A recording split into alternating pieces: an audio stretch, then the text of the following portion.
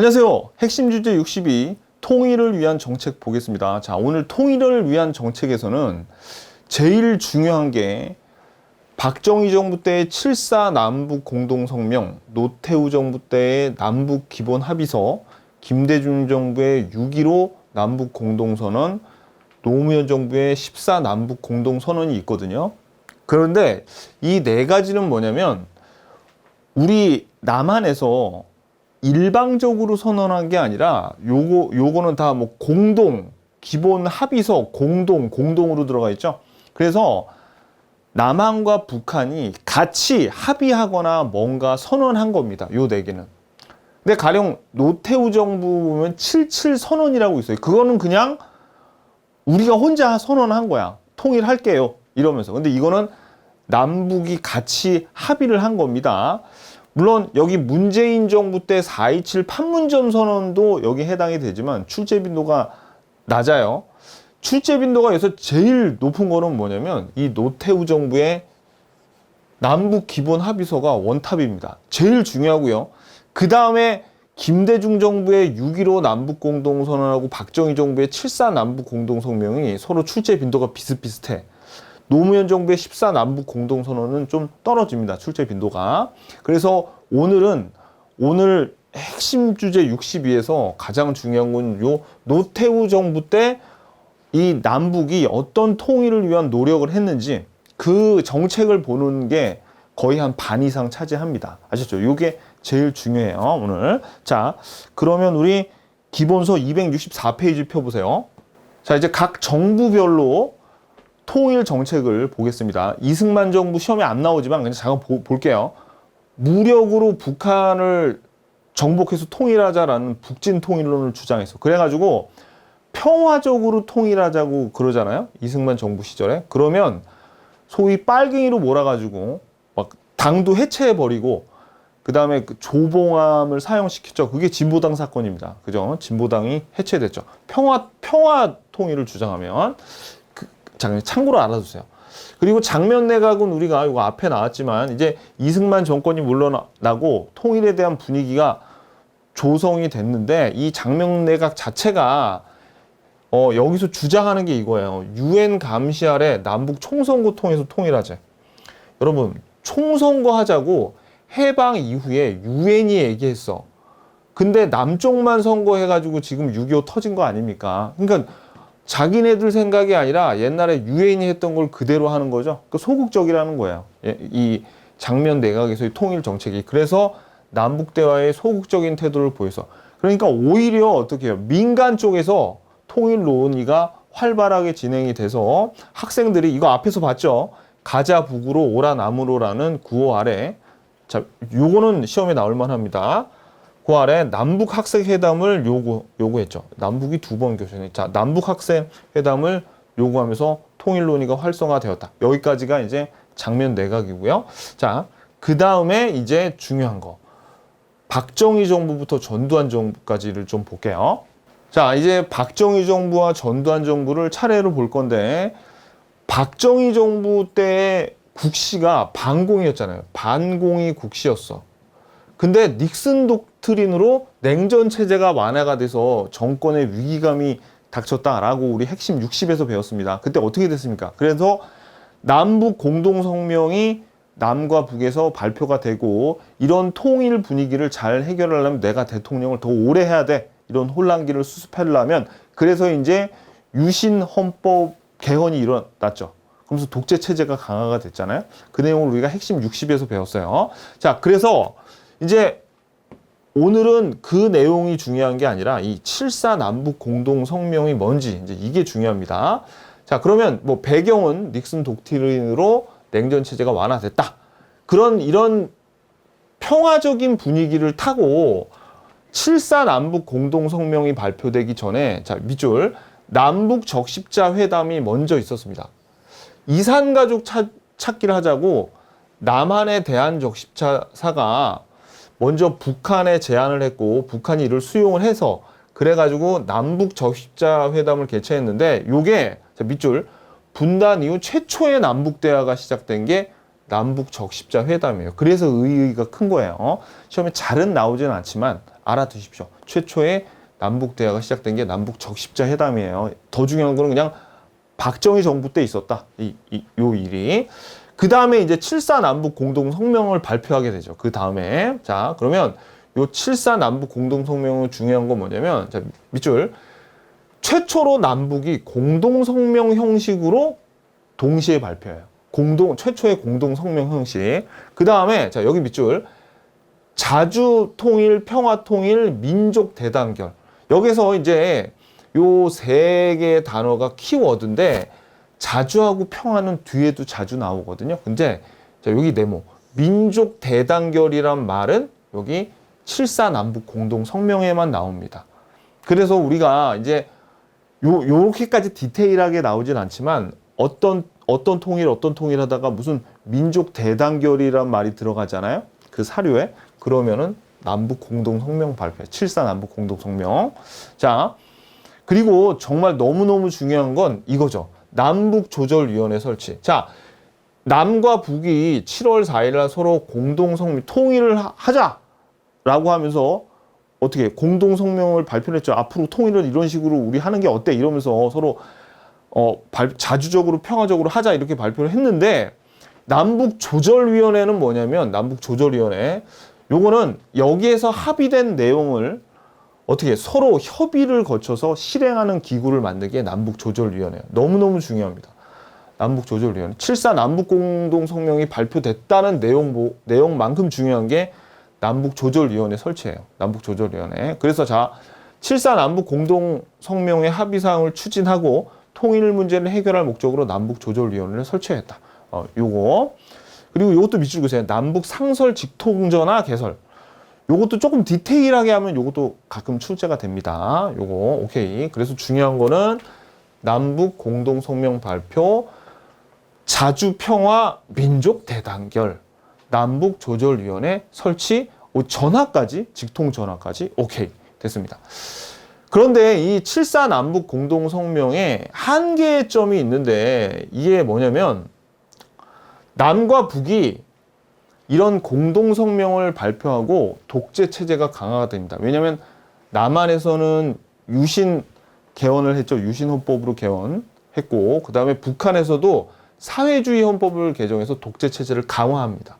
이렇게. 그래서 이거 통일은 관심 없고 독재체제를 강화하려고 남과 북이 쇼한 거 아니야? 이렇게 보는 사람들도 있어요. 우연인지 필연인지 아무튼지 간에 7.4 남북 공동성명으로 독재체제가 남과 북이 다 강화가 돼요. 자, 그리고 이제 요거는 참고인데, 자, 6.3 평화통일 외교정책선언이라 그래서 굉장히 이름이 멋있고 뭔가 남과 북의 통일에 기여를 한 것 같은데 전혀 그렇지가 않아요. 이걸론 옆에다가 좀 무식한 말이지만 파토라고 자, 이거 좀 너무 무식한 말인데 이것 때문에 7.4 남북 공동성명 했죠. 이게 파토가 났다 그래도 과언이 아니야. 그러니까 이건 시험에 잘 안 나온다고. 왜냐면 자, 우리 시험은 특히 핵심 주제 62 통일을 위한 정책은 어떤 통일, 평화적인 분위기, 남과 북의 평화적인 분위기를 좀 기여한 게 나오는데, 이건 오히려 서로 관계를 악화시켰어요. 자, 왜냐면 남한이, 그러니까 이거는 공동선언이 아니잖아요. 일방적으로 우리 남한 정부가 발표를 한 건데, 남한이 남북 유엔 동시 가입을 제안하고 모든 국가에 대한 문호 개방을 것을 선언했는데, 이 북쪽은, 그러니까 이 남북 유엔 동시 가입은 이거예요. 요거는 노태우 정권 때 남과 북이 동시에 유엔 가입을 했지만, 이때까지만 해도 북한은 유엔에 가입하려면 우리가 하나의 단체, 하나의 의석으로 한 나라로 가입을 해야지, 요걸 동시에 남과 북이 같이 따로 가입하자는 것은 이거는 영원히 분단을 의미하는 거 아니냐, 남북 분단을 고착화시키는 거 아니냐 이러면서 반대를 했어요. 그래가지고 유엔의 단일 의석 가입을 주장하던 북한이 6.23 선언이 한반도에 남과 북을 서로 다른 두 개의 정부로 인정함으로써 7.4 남북 공동성명 발표에 위배된다 하면서 남북 대화 중단을 선언을 했습니다. 그러니까 파토 낸 거죠. 이게, 그죠? 그래가지고 아무튼지간에 이런 것도 있었다. 아, 이것 때문에 잘 안 됐구나. 요 정도만 알아두시지. 이름도 길잖아요. 뭐 그렇게까지 기억할 필요는 없어요. 그냥 한번 봐도요. 이런 게 있었구나. 이름이 굉장히 멋있어 보여가지고 평화통일에 기여한 것 같지만 전혀 아니더라.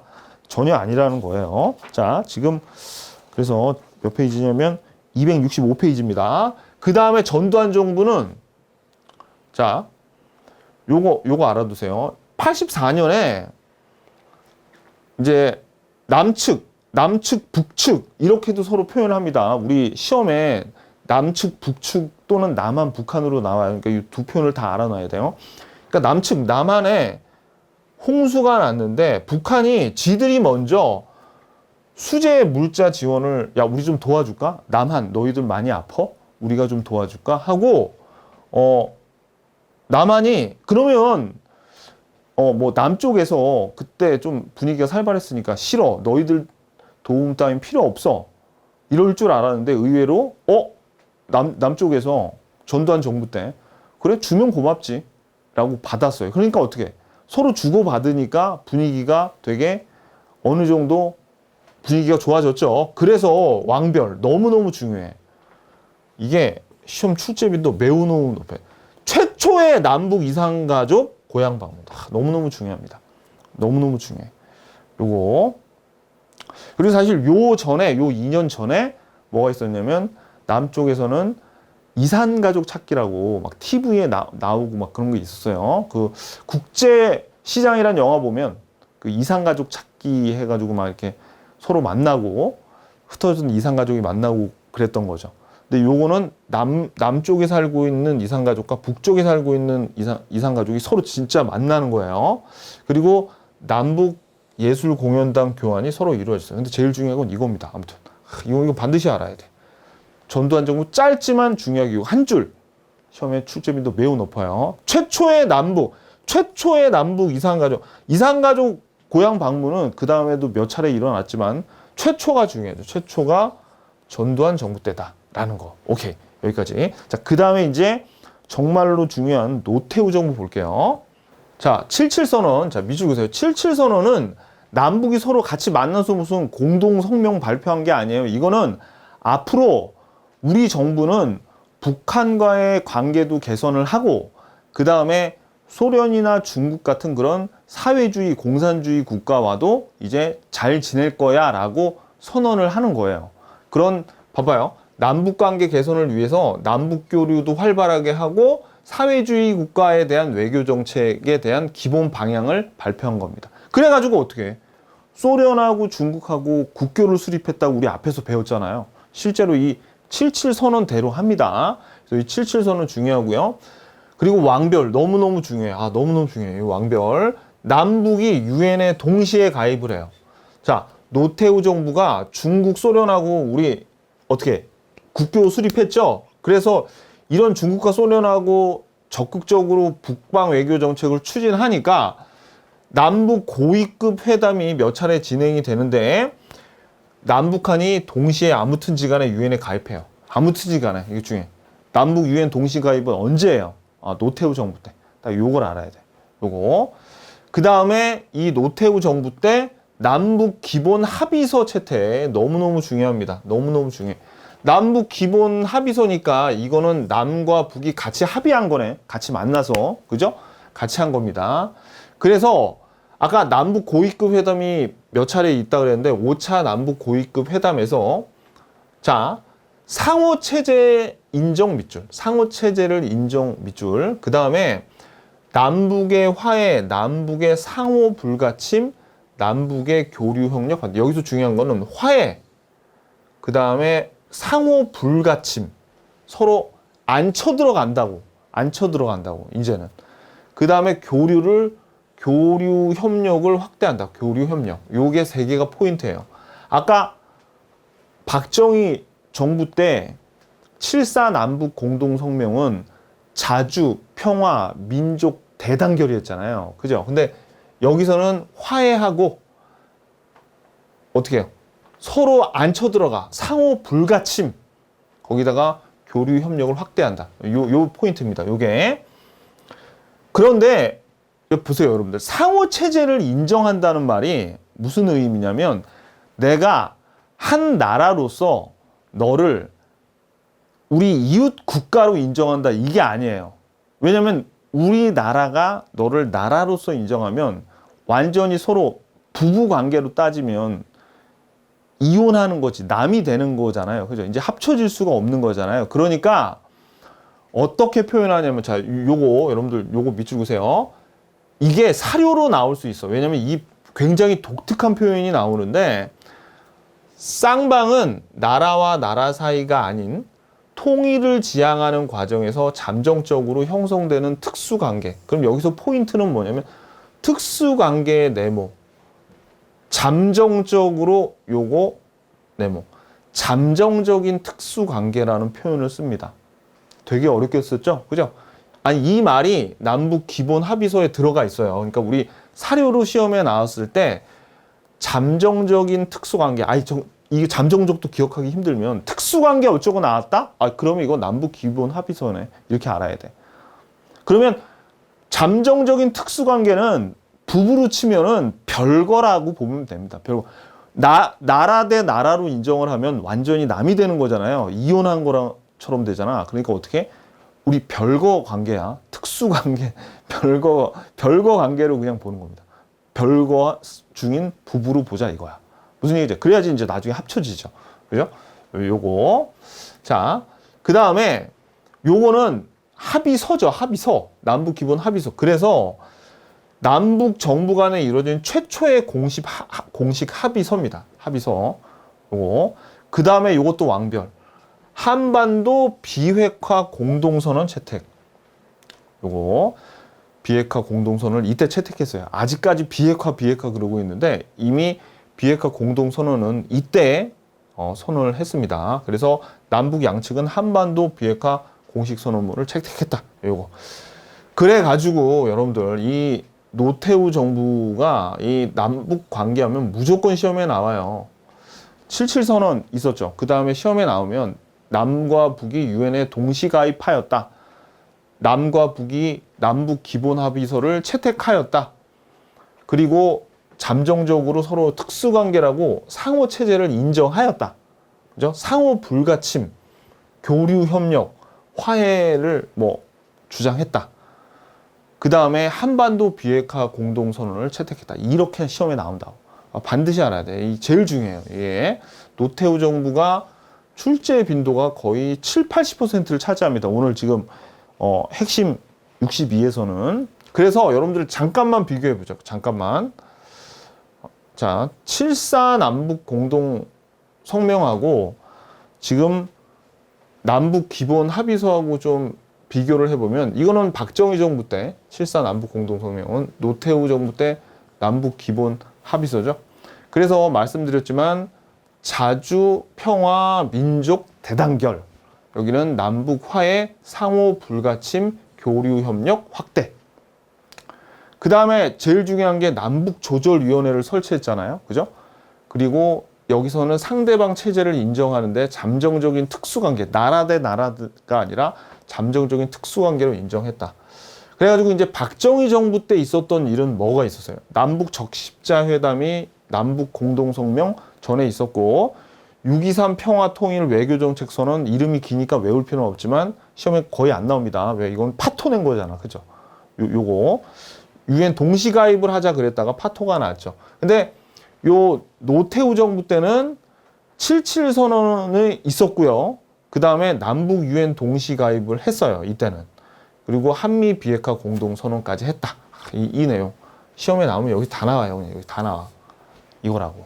오케이. 자, 그 다음에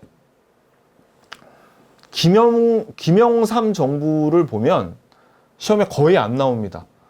그래서 민족 공동체 통일 방안이라 그래서 화해 협력하고 남북 연합한 다음에 통일국가 3단계 이런 원칙을 제시해서 한참 이제 원래는 이 김영삼과 김일성이 서로 만나려고 했습니다. 우리가 이제 요 김영삼 정부 다음에 김대중 정부에서 김대중과 김정일이 서로 최초의 남북 정상회담을 하거든요. 사실은 근데 김영삼이 먼저 김일성을 만나려고 했는데 예비 접촉 단계에서 김일성이 사망해요. 그러면서 무산되면서 이 김일성의 조문 문제 때문에 다시 남북 관계가 얼어붙습니다. 여기까지. 그래서 김영삼 정부는 별로 뭐 기억할 게 없어. 이것도 사실 시험에 거의 안 나옵니다. 민족 공동체 통일방. 이름 외우기도 진짜 힘들어요. 그러니까 그냥 한번 눈으로 한번 보고 잊어먹어도 괜찮아. 이거는 김대중 정부의 대북 정책은 햇볕 정책. 자, 여러분들 이 햇볕 정책 이름도 알아둬야 돼요. 햇볕 정책은 뭐냐면 남북 간에 화해하자는 겁니다. 화해해서 서로 협력. 이 중에서 제일 중요한 거는 경제 협력이 들어가는데, 자, 일단 햇볕 정책의 유래가 베를린 선언이라 그래서 독일의 베를린 자유대학에서 이제 연설을 하는데 남북 관계를 이소무화에 비유를 합니다. 왜 이소무화 보면 구름하고 태양하고 내기를 하죠. 어떤 외투를 입은 나그네가 지나갈 때 저 나그네의 외투를 벗기는 게 이기는 거예요. 근데 구름은 아무리 바람을 불고 막 태풍처럼 바람을 불어도 나그네가 외투를 꼭 껴안고 있었는데 그 태양은 따뜻하게 햇볕을 비치니까 이렇게 외투를 벗었다. 그런 거죠. 그런 것처럼 북한과 이런 자꾸 어떤 서로 위협하는 그런 관계가 아니라 구름처럼 막 바람을 불어서 위협하는 관계가 아니라 따뜻하게 햇볕을 비춰주면 서로 통일이 될 것이다. 뭐 그런 대북 정책을 화해 협력 정책을 얘기한 게 바로 이 햇볕 정책입니다. 근데 이 햇볕 정책이 얘가 뭐가 있냐면, 자, 이거 다 알아야 돼요, 여러분들. 정주영의 소대 방문이 있고요. 그 다음에 금강산의 해로 관광. 해로의 동그라미 해로. 일단 정주영의 소대 방문은 뭐냐면 정주영이 지금 현대 있죠. 현대 그룹의 초대 회장이었습니다. 근데 정주영이 이북 사람이에요. 그러니까 북한 사람인데 아버지가 그때 소를 판 돈 70만 원을 이렇게 훔쳐가지고 가출해가지고 이렇게 성공을 한 거예요. 그래가지고 이제 그걸 갚는다. 그거를 갚아야겠다 싶어가지고 소떼를 끌고 이제 북한으로 갑니다. 그래서 이제 소를 기부하는 거죠. 그런데 1차에 500마리, 두 차례 방문했는데 두 번째는 501마리, 총 1001마리를 끌고 가요. 이 1001마리의 의미는 뭐냐면 1000이면 마무리를 의미하는 것 같은데 1001가 돼야지 새로운 시작이다. 이거를 의미한 겁니다. 그래가지고 아무튼 이 소떼를 끌고 가서 이제 어떻게 해요? 이 정중이 금강산 사업권을 따내거든요. 현대가. 그래가지고 이제 금강산 해로 관광 사업을 김대중 정부 때 시작을 해가지고 배를 타고 이제 금강산에 관광을 갈 수가 있게 됐어요. 지금은 못 가는데 이때는 갈 수 있었습니다. 저도 갔다 왔어요. 여기 금강산에. 근데 조심하셔야 될 건 금강산이 뭐 아름답다 그런 게 아니라 요게 중요해요. 육로로 버스를 타고도 갔는데 저는 배도 타고 버스를 타고도 갔어요. 둘 다. 두 번 다 갔는데 이 밑줄. 육로로 간 거는 노무현 정부 때다. 해로는 김대중 정부 때, 육로는 노무현 정부 때. 요거를 구별하셔야 돼요. 무슨 얘기인지 아시겠죠? 요거 중요합니다. 그래서 아무튼 이게 햇볕 정책의 일환이었구나. 요거 두 개. 오케이. 알아놔야 돼요. 자, 1차 남북 정상회담. 평양에서 드디어 남한의 정상인 김대중, 북한의 정상인 김일성의 아들 김정일, 김일성은 죽었잖아요. 김영삼 정부 때, 그죠? 둘이 평양 공항에서 처음 만납니다. 그래서 밑줄 1차 남북 정상회담, 그 다음에 6.15 남북 공동선언을 발표해요. 이 이름 알아둬야 돼. 이름 6.15 남북 공동선언 발표. 그래서 남북 공동선언을 발표하는데, 자, 밑줄 그세요. 남북은 남북한 통일 방안의 유사성, 통일 방안의 가로. 아까 노태우 정부의 남북 기본 합의서 있죠. 그거는 뭐를 인정하는? 상대방의 체제를 인정하는 거죠. 그죠? 잠재적인 특수관계로 인정을 하는 건데, 여기는 통일 방법, 통일 방안의 유사성을 인정을 하자는 거예요. 그러니까 다른 거야, 좀. 자, 그리고 중요한 건 뭐냐면 통일 문제의 자주성 남북교류 뭐 있는데 요거 밑줄. 경제 협력의 활성화. 요거. 경제 협력의 활성화의 결과로 요 개성공단이 요게 합의가 되는 거예요. 이게 너무 중요해요. 개성공단. 자, 남북한 통일 방안. 그러면 남북한 통일 방안이 유사하다는데 어떻게 유사하냐면 자, 그냥 이거 보세요. 요 한 문장 자체가 우리 시험에 사료로 나올 수가 있어. 이게 6.15 남북 공동선언문에 들어가 있는 내용인데 남과 북은 나라의 통일을 위한 남측의 연방제. 자, 연방제 밑줄 그시고요. 그 다음에 북측의 낮은 단계의 연방제 밑줄. 여기는 서로 공통성이 있다고 인정을 하자라는 거예요. 그래서 이 방향에서 통일을 지향시켜 나가자. 그러니까 여러분 보세요. 연합제고 연방제죠. 연합제하고 연방제하고 서로 비슷한 점도 있고 다른 점도 있어. 내용 같은 건 몰라도 돼. 알 필요도 없고. 자, 봐봐요. 연방제, 아니 좀 되게 유치한데 연방 앞에 연자는 같잖아. 근데 남한은 합이고 이건 방이죠. 그러니까 같은 점도 있고 다른 점도 있어요. 그러니까 아무튼지 간에 요 남북 공동선언에서 통일 방안의 유사성은 남쪽의 연합제와 북쪽의 연방제가 서로 다르긴 하지만 공통점이 있기 때문에 우리가 그 공통점을 중심으로 해서 어떻게 해요? 남북 통일을 이뤄 나가자는 거예요. 그 공통점을 시발점으로 해서. 자, 요 내용. 자, 그래서 이 중요한 건 통일 방안의 유사성, 경제 협력 활성화입니다. 6.15 남북 공동선언 발표는. 자, 그래서 너무너무 중요해. 너무너무 왕별. 제일 중요합니다. 이게 개성공단, 개성공업지구 조성에 합의를 해요. 근데 더 중요한 거는 이렇게 합의한 거는 김대중 정부인데 실제로 개성공단을 시작하고 완공은 노무현 정부 때야. 이 노무현 정부에서도 이게 제일 중요합니다. 그리고 경의선, 서울과 신의주에 대한 복원공사를 시작합니다. 근데 복원공사를 시작을 하고 시험 운행은 노무현 정부 때 해요. 근데 그것까지 낸 건 제가 보기에 좀 오반데 아무튼 우리 기출문제 나옵니다. 아무튼 요거. 근데 제일 중요한 거는 개성공단 합의했어. 실제로 착공하고 완공한 건 노무현 정부 때. 오케이. 그러면 우리 이거 보자고요. 우리 김대중 정부 때의 대북 정책은 햇볕 정책의 일환으로서 정주영의 소대 방문, 그 다음에 해로 관광, 금강산 해로 관광, 또 1차 남북 정상회담에다가 6.15 남북 공동선언 발표했죠. 자, 그 다음에 개성공단 조성의 합의. 요거 경의선 복원공사도 시작을 합니다. 그래서 요 특히 1차 남북 정상회담 같은 경우에는 분단 이후에 두 정상이 최초로 만난 거예요. 분단 이후에. 그러면 2차 남북 정상회담은 언제 하냐면 이 햇볕 정책을 계승한 노무현 정부 때 2차로 또 가서 만납니다. 자, 볼게요. 자, 다음 페이지 267페이지. 자, 노무현 정부 때 자, 왕별. 이거 아까 말씀드렸죠? 개성공단을 이제 건설한 거야. 협의는 언제 했는데? 김대중 정부 때 했다고요. 시험에 너무 잘 나와요. 그리고 아까 금강산 해로관광은 김대중 정부인데 육로관광은 노무현 정부 때구나 라는 거.